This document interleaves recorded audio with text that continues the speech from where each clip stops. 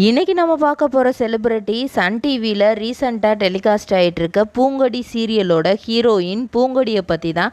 இவங்கள பற்றின full details தெரிஞ்சுக்கிறதுக்கு முன்னாடி சேனலை சப்ஸ்கிரைப் பண்ணாதவங்க மறக்காமல் சப்ஸ்கிரைப் பண்ணிக்கோங்க. அப்போ தான் நாங்கள் போடுற வீடியோஸ் உங்களுக்கு நோட்டிஃபிகேஷனாக வரும். வாங்க வீடியோக்குள்ளே போகலாம். பூங்கொடி இந்த கேரக்டரில் நடிக்கிறவங்கள நம்ம நிறையா வில்லி கேரக்டரில் நெகட்டிவ் ரோலில் பார்த்துருப்போம். இவங்களோட உண்மையான பெயர் ஸ்வேதா ஸ்ட்ரிம்டன். இவங்க நிறையா பேர் இவங்க மலையாள நடிகையா தெலுங்கு நடிகையா அப்படின்லாம் யோசிக்கிறாங்க. ஆனால் இவங்க பக்காவான சென்னை பொண்ணு. 1998 பிறந்திருக்கிறாங்க. இவங்க பார்ன் வித் சில்வர் ஸ்பூன் அப்படின்னே சொல்லலாம். ஏன்னா அவ்வளோ ரிச்சான ஃபேமிலி. அவங்க தாத்தா காலத்தில் இருந்தே பிஸ்னஸ் பண்ணுற ஃபேமிலி தான் இவங்களோடது. அவங்க அப்பாவும் அதே பிஸ்னஸை எடுத்து பண்ணிகிட்டு இருந்திருக்காங்க. ஆனால் அவங்க தாத்தாட்ட இருந்த சாமர்த்தியம் இவர்கிட்ட அவங்க அப்பா கிட்ட இல்லாமல் போயிடுச்சு.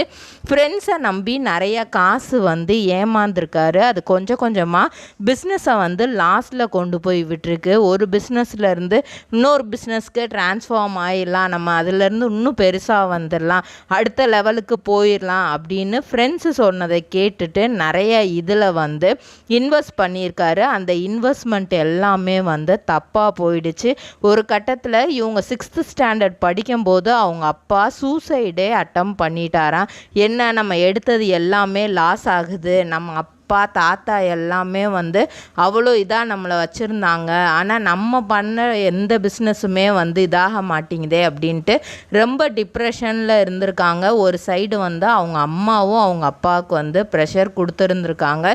நீங்கள் ஏன் இப்படி பண்ணுறீங்க, நம்மக்கிட்ட இருந்த காசெல்லாம் கொஞ்சம் கொஞ்சமாக போயிட்டே இருக்குது, எல்லாமே லாஸ்ட்டில் போயிட்டுருக்கு, அது உங்களுக்கு தெரியுதா இல்லையா அப்படின்னு சொல்லிட்டு அவங்க அம்மாவும் ஒரு சைடு இவருக்கு ப்ரெஷர் கொடுத்துக்கிட்டே இருக்காங்க. டோட்டல் ஃபேமிலியுமே இவரை தப்பாக பேச ஆரம்பிச்சுட்டாங்க. இவர் என்ன ஆரம்பித்தாலும் அது சொதப்பல்ல தான் போய் முடியும் அப்படிங்கிற மாதிரி இது பண்ணியிருக்காங்க. ஆனால் இருந்தாலுமே வேறு வேறு பிஸ்னஸில் இன்வெஸ்ட் பண்ணுற இவரோட ஆசை மட்டும் போகவே இல்லை. அது இருந்துக்கிட்டே இருந்திருக்கு. எப்படியாவது நம்ம பிஸ்னஸில் பெரிய ஆள் ஆயிடணும், நம்மளை யாரெல்லாம் கேவலப்படுத்தினாங்களோ அவங்கெல்லாம் திரும்ப இவனும் உங்கள் அப்பா மாதிரியே பிஸ்னஸில் நல்லா பெருசாக வந்துட்டான் அப்படின்னு நம்மளை பற்றி நம்ம ரிலேட்டிவ் பேசணும் அப்படிங்கிறதுக்காகவே நிறைய யோசிச்சு ஒரு கட்டத்தில் ரொம்ப டிப்ரெஷனுக்கு ஆளாக போய் தான் சூசைடே அட்டம் பண்ணியிருக்கிறாரு. ஆனால் அதில் இருந்து இவரை காப்பாற்றிட்டாங்க. அதுக்கப்புறம் இவங்களுக்கு ஒரு 9th ஸ்டாண்டர்ட் படிக்க வரும்போது தான் தன்னோட குடும்பத்தில் என்ன நடக்குது அப்படிங்கிறது ஸ்வேதாவுக்கு தெரிய வருது. அது வரைக்கும் சின்ன குழந்தையாக இருந்தனால ஏதோ அப்பா அம்மாக்குள்ளே சண்டை அப்படிங்கிறது மட்டும்தான் இவங்களுக்கு தெரிஞ்சிருக்கே தவிர இந்த மாதிரி பிஸ்னஸ் இதாகுது அப்படிங்கிறது தெரியலை. ஏன் 9th ஸ்டாண்டர்டில் தெரிய வருதுன்னா அவங்க 8th முடிக்கும்போது அவங்களோட சொந்த வீடையே விற்க வேண்டிய ஒரு சூழ்நிலை வருது. அவங்க அப்பா கடனை அடைக்கணும் அப்படின்னா இருந்த லேண்டெல்லாம் விற்றுட்டு கடைசியாக சொந்த வீடையே விற்க வேண்டிய ஒரு சூழ்நிலையில் தள்ளப்படுறாரு. அப்படிங்கும்போது அந்த வீடை விற்கும்போது தான் இவங்களுக்கு அவங்க அம்மா எல்லா விஷயத்தையும் சொல்கிறாங்க. ஏன்னா கிட்டத்தட்ட 9th ஸ்டாண்டர்ட் அப்படிங்கும்போது ஓரளவுக்கு அவங்களுக்கு அந்த சிச்சுவேஷன் புரிய ஆரம்பிக்குது. அதனால தான் அவங்க அம்மா இப்படிலாம் நடந்துச்சு, உங்கள் அப்பா இந்த மாதிரிலாம் பண்ணிட்டாரு அப்படிங்கிற மாதிரி சொல்கிறாங்க. இப்போ அவருக்கும் எந்தவித வேலையும் இல்லை. அவங்க அம்மா கிடைக்கிற வேலையை செஞ்சிட்ருக்காங்க. அதுக்கப்புறம் அவங்க அம்மா ஒரு சைடு வேலை பார்க்க நம்ம ஏதாவது பண்ணணுமே ஃபேமிலிக்கு அப்படின்ட்டு இவங்க யோசிக்கிறாங்க. இவ்வளோ கஷ்டப்படுறாங்க, அதாவது கிட்டத்தட்ட சாப்பாடுக்கே கஷ்டங்கிற சிச்சுவேஷன் ஆயிடுச்சு. அப்போ இவங்க நான் படிச்சுக்கிட்டே நான் சாயங்கால நேரத்தில் நான் ஏதாவது வேலை பார்க்குறேம்மா, உங்கள் கூடயே நானும் வர்றேன் அப்படிங்கிற மாதிரி சொல்லியிருக்காங்க. அந்த டைமில் தான் இவங்களுக்கு கிடச்ச ஒரு சின்ன வேலை. அதுக்கு இவங்களுக்கு 800 ரூபாய் சம்பளம் கிடச்சிருக்கு. அது ஒன்றும் இல்லை, ஆங்கரிங் வேலை தான் அவங்களுக்கு கிடச்சிருக்கு. எப்படி அந்த ஏஜில் அப்படிங்கும்போது சின்ன பிள்ளைங்களோட அந்த கல்ச்சுரல்ஸ் ப்ரோக்ராம் மாதிரி அதில் இவங்களை பேச விட்டுருக்காங்க. அப்படி பேச விட்டு இவங்க பேசுனது ரொம்ப நல்லா இருந்தது அப்படின்னு சொல்லிட்டு 800 ரூபாய் சம்பளமாக கொடுத்துருக்காங்க. அதை அப்படியே ஃபாலோ பண்ணிவிட்டு இவங்க அப்படியே சைட் பை சைட் படிச்சுட்டு எங்கெல்லாம் வேறு எங்கேயாவது ஆங்கரிங் ஜாப் கிடச்சாலும் சரி, எந்த விதமான வேலையாக இருந்தாலும் சரி, சின்ன சின்ன வேலையாக இருந்தாலும் அதை பார்த்துருக்காங்க. இருக்காங்க. அப்புறம் அவங்க அப்பாவுக்கு வந்து நம்ம பொண்ணு இவ்வளோ கஷ்டப்படுது, நம்ம ஒய்ஃபும் இவ்வளோ கஷ்டப்படுறாங்க, நம்ம ஏதாவது வேறு ஏதாவது வேலைக்கு போவோம் அப்படின்னு சொல்லிட்டு வேலைக்கு போயிருந்துருக்கிறாரு. இருந்தாலும் அவருக்குள்ள அந்த பிஸ்னஸ் மேன் அப்படிங்கிறது, நம்மளுக்கு கீழே தான் மற்றவங்க வேலை பார்க்கணும், நம்ம எதுக்கு அப்படி வேலை பார்க்கணும் அப்படிங்கிற ஒரு தாட்டும் ஓடிட்டே இருந்திருக்கு. இருந்தாலும் குடும்ப சூழ்நிலைக்காக, நம்மளால தான் குடும்பம் இப்படி ஆயிடுச்சுங்கிறதுக்காக வந்து போய் வேலைக்கு போயிருக்கிறாரு. இவங்களுக்கு இப்படியே ஆங்கரிங் பண்ணிகிட்டே இருக்கும்போது அவங்க வந்து சரி நெக்ஸ்ட்டு 12th முடிச்சுட்டாங்க. அப்போது வந்து எத்திராஜ் காலேஜில் வந்து பிஏ டிகிரி வந்து பண்ணுறாங்க. படிப்பு அப்படிங்கிறது வந்து இவங்களுக்கு பெருசாக அவங்க ஃபோக்கஸ்டாக படிக்கலை. ஏன்னா வந்து இவங்களாம் நம்ம குடும்பத்தை யாரெல்லாம் கேவலமாக பேசுனாங்களோ அந்த இடத்துல நம்ம குடும்பத்தை பெருமையாக பேசணும். முன்னாடி நம்ம குடும்பம் எப்படி இருந்ததோ அந்த மாதிரி மாறணும், நம்ம தாத்தா எப்படி வச்சுருந்தாரோ அது மாதிரி நம்ம இந்த குடும்பத்தை கொண்டு வரணும் அப்படிங்கிறது மட்டும்தான் இவங்களுக்குள்ள ஒரு எண்ணமாக இருந்திருக்கு. இருந்தாலும் அதெல்லாம் ஓடிட்டுருக்கும் போதே எத்திராஜ் காலேஜில் படிக்கும்போதே இவங்களுக்கு காதல் ஏற்படுது. அந்த முதல் காதல் வந்து பிரேக்கப் ஆகுது. அதுக்கு காரணம் இவங்களோட பொசசிவ்னஸ் தான். இவங்க வந்து நிறைய வந்து அவங்க லவர்கிட்ட கொஸ்டினாக கேட்டு ஒரு கட்டத்தில் வந்து அவங்க பிரேக்கப் பண்ணிட்டு போயிட்டாங்க.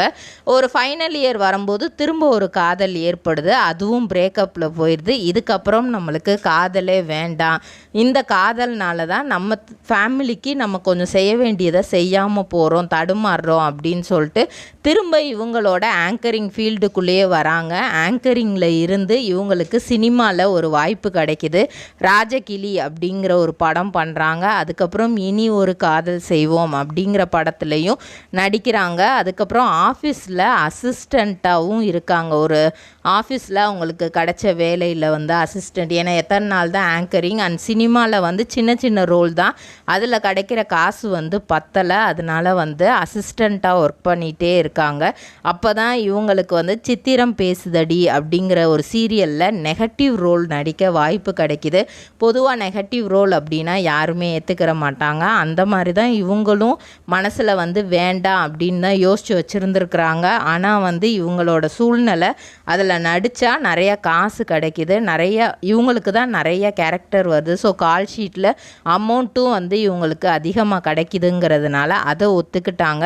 அதில் மக்கள் நல்லா வரவேற்பு கொடுத்தனால பூவா தலையா சீரியல்லையுமே வில்லியாக நடிக்கிறாங்க. அதுக்கப்புறம் நினைத்தாலே இனிக்கும் சீரியலில் வில்லியாக நடிக்கிறாங்க. இப்படி நடிச்சுட்டே வந்து அவங்க தம்பியை கொஞ்சம் கொஞ்சமாக படிக்க வைக்கிறாங்க.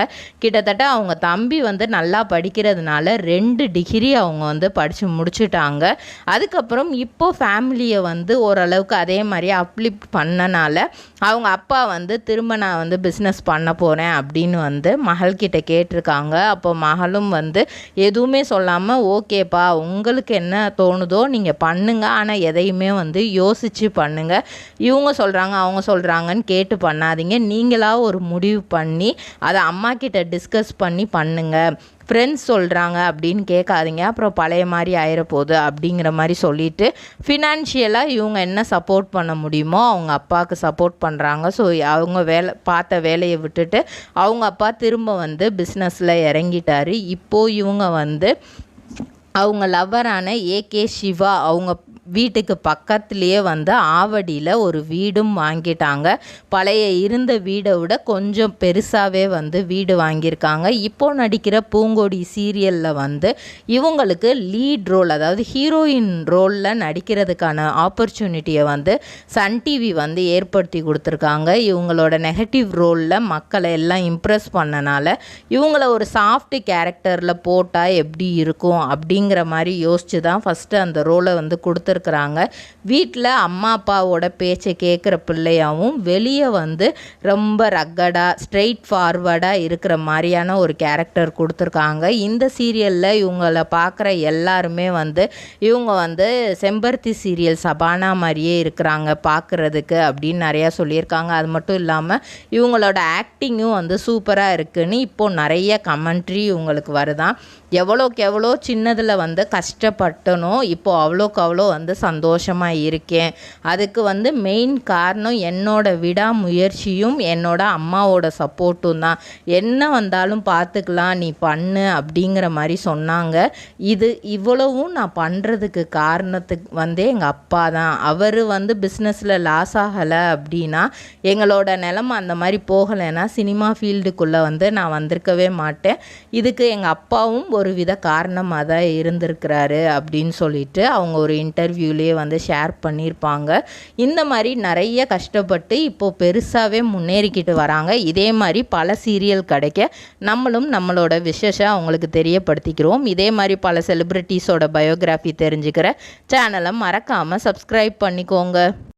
சொந்தமாக தொழில் தொடங்கணும்னு ஆசையா? ஆனால் முதலீடு நினச்சி கவலையாக இருக்கா? கவலை விடுங்க. ஆர்ஆர்ஆர் ட்ரேடிங் கம்பெனி இப்போ உங்களை ஒரு வெற்றிகரமான பிஸ்னஸ் மேனாக மாற்ற ரெடியாக இருக்கும். முக்கிய அம்சங்கள் என்னென்னா, பாக்குமட்டை தட்டு தயாரிப்பு தொழில் ரொம்ப சிம்பிள், ஆனால் லாபம் அதிகம். நாங்களே லோனும் அரேஞ்ச் பண்ணி தரோம். இதில் ஸ்பெஷல் என்னென்னா 25% 35% வரைக்கும் மானியமும் கிடைக்கும். உயர்தர மிஷின்ஸ் மற்றும் தரமான ரா மெட்டீரியல்ஸ் வருஷம் முழுக்க நாங்களே சப்ளை பண்ணிடுவோம். நீங்கள் தயாரிக்கிற தட்டுக்களை நாங்களே நேரடியாக வாங்கிக்கிறோம். வாழ்க்கையில் ஜெயிக்க இதுதான் சரியான நேரம். உடனே கால் பண்ணுங்க. தொடர்புக்கு 8015983336. ஆர்ஆர்ஆர் ட்ரேடிங் கம்பெனி, உங்கள் முன்னேற்றத்திற்கு எங்களது கரம்.